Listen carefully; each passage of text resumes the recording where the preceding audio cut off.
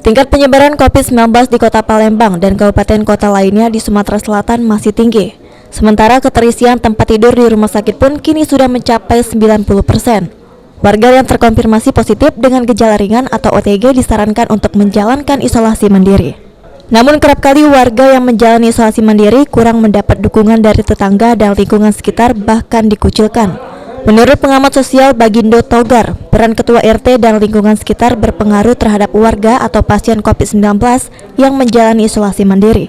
Warga yang isoman perlu mendapat dukungan moral dan perhatian dari pemerintah.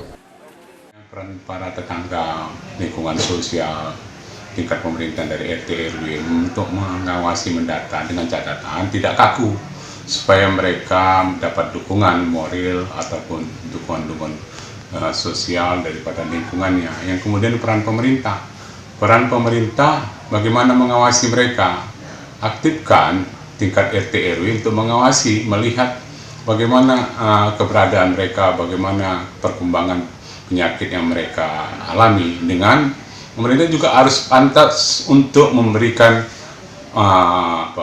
pelayanan. Penanganan pandemi yang dilakukan pemerintah juga harus dengan memberikan solusi seperti penyaluran bantuan sosial yang tepat sasaran, karena pemberlakuan PPKM yang membuat masyarakat tidak bisa bekerja dan pendapatannya berkurang. Dengan dukungan moral dari tetangga dan lingkungan, diharapkan warga yang menjalani isolasi mandiri dapat pulih dan tidak menyebarkan virus ke lingkungan sekitar. Aprianto, PAL TV.